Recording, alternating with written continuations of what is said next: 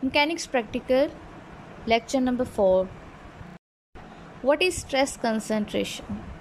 The stress concentration in a body, it happens when there is a sudden change in the geometry, and this change can be due to the cracks, sharp corners, holes, decrease in the cross-sectional area. These are all the irregularities, and they increase the intensity of stress in that body.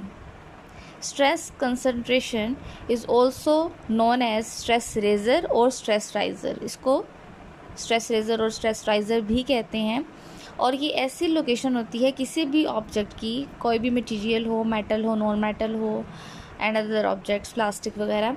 Stress concentration वो location होगी उस object पे जो मुख्तलिफ होगी, उसका जो surrounding area है, आइदर जो है वो बल्की रीजन है. लेकिन स्ट्रेस कंसंट्रेशन पता लगाने के डिफरेंट मेथड्स हैं, क्योंकि ये डिपेंड नहीं करता कि जहाँ से बल्की है वहाँ से ज़्यादा मजबूत होगा, तो इस तरह से वो अंदर से खोखला भी हो सकता है. तो stress concentration, stress raiser, stress riser, it is a location of an object at that object where the stress is significantly greater than the surrounding reason.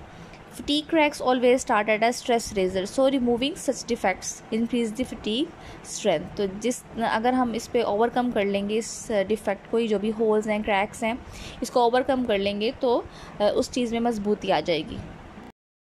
Stress riser, stress razor जो भी हैं, these are the places where the stress lines from applied forces concentrate within the structure.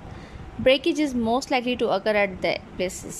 In long bones ये example है, जैसे कि orthopaedic plates लगाई जाती हैं, तो लॉन्ग बोन्स में जो उनके एंड्स होते हैं वो देखा गया कि स्ट्रेस राइजर का पता लगा हमें कि यहाँ पे जो है वो फटीग हो सकता है, ब्रिटलनेस हो सकती है. तो fracture tend to occur at that end of the implant where the weaker bone meets the rigid device. Different causes हो सकते हैं स्ट्रेस कंसंट्रेशन की, कि क्यों एक स्पेसिफिक ऑब्जेक्ट पे वो कहाँ से टूटा, या फिर वो किस जगह से कमज़ोर था. तो इसके डिफरेंट कॉजेज़ हो सकते हैं.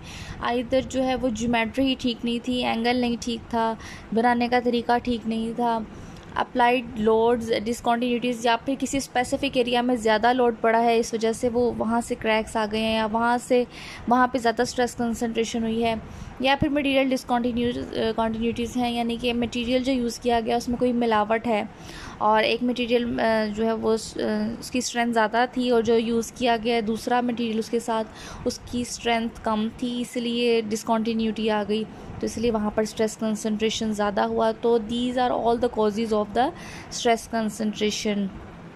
It is due to the internal cracks, flaws, cavities in the welds, welding में कोई प्रॉब्लम हो गई है, एयर होल्स हैं स्टील कंपोनेंट्स में, metal, non metal. These variations act as discontinuities and causes the stress concentration. So to overcome this stress concentration, how to reduce stress concentration?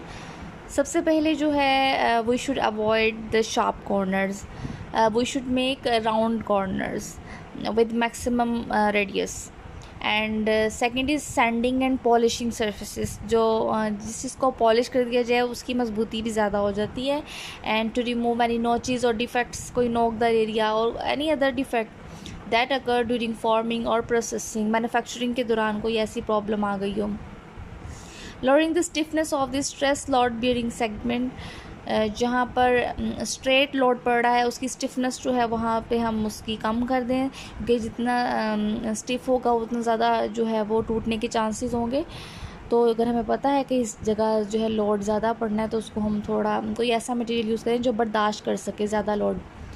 And then placing the notches and threads in low stress areas. Low stress areas जो हैं वहाँ पर हम notches या threads बना दें, जैसे कि ताकि इक्वली डिस्ट्रीब्यूट हो हर जगह प्रेशर, लोड. जो थ्रेड्स होते हैं, ये चूड़ियाँ जैसे बनाते हैं, जैसे कि छोटे छोटे पेज होते हैं उसमें चूड़ियाँ बनी होती हैं, तो ये होती हैं threads and notches. Stress concentration का किसी भी मटेरियल में कैसे पता लगेगा कि यहाँ पर स्ट्रेस ज़्यादा पड़ रहा है या जो भी लोड ज़्यादा पड़ रहा है। तो फर्स्ट मेथड है फोटो इलास्टिक स्ट्रेस एनालिसिस। तो फोटो इलास्टिक में क्या होगा, एक पिक्चर सी हमें आ जाएगी, एक्सपेरिमेंटल मेथड है और 2 डायमेंशनल स्ट्रेस एनालिसिस है which uses the optical effect to determine. इससे पता लग जाता है कि मैकेनिकल स्ट्रेसेस कैसे पड़ रहे हैं और कहाँ पर ज़्यादा पड़ रहे हैं, कहाँ पर नहीं पड़ रहे हैं। एक इमेज सी आ जाएगी, कलर डिस्ट्रीब्यूशन होगी इसमें। Next is thermo elastic stress analysis. ये भी एक मेथड है जो डिटरमिन कर सकता है स्ट्रेस एनालिसिस को। इसमें it will provide the full field stress data directly from the surface of an actual object. The technique is based on the measurement of the small temperature change that occur in a solid subject to this elastic cyclic stresses. इसमें हमें क्योंकि thermo elastic है तो इसमें temperature का role है। हमें small object से, जो उसका एक्चुअल ऑब्जेक्ट है, उससे टेम्परेचर को रिकॉर्ड करना है और हमें पता लग जाएगा। उस टेम्परेचर से हम देखेंगे कि स्ट्रेस डिस्ट्रीब्यूशन कैसी हो रही है। ब्रिटल कोटिंग और strain gauges that is thin strips of the metals and it designed to measure the mechanical load by changing resistance when stress में आ जाएगा stretch भी and compressed within its elastic limit, क्योंकि किसी चीज़ को हम ज़्यादा stretch और कंप्रेस उसकी इलास्टिक लिमिट से ज़्यादा नहीं कर सकते हैं। और जो नीचे है वो एक लिंक दिया हुआ है जिसमें थर्मो इलास्टिक स्ट्रेस एनालिसिस के बारे में, थर्मो इलास्टिसिटी के बारे में जो है एक्सप्लेन किया हुआ है, ये ज़रूर देखें। Picture which is showing the thermoelastic stress analysis, ये मेथड है। अनदर मेथड जो लेटेस्ट आजकल यूज़ हो रहा है वो है फिनिट एलिमेंट मेथड।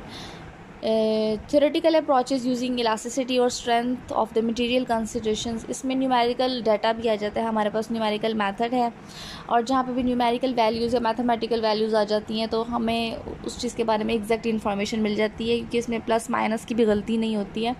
तो numerical method it is use for solving the problems of engineering and mathematical physics today. आजकल ज़्यादातर यही यूज़ हो रहा है और ये सारी जो है वो स्ट्रेस कंसंट्रेशन जो है वो एग्जैक्ट देगा।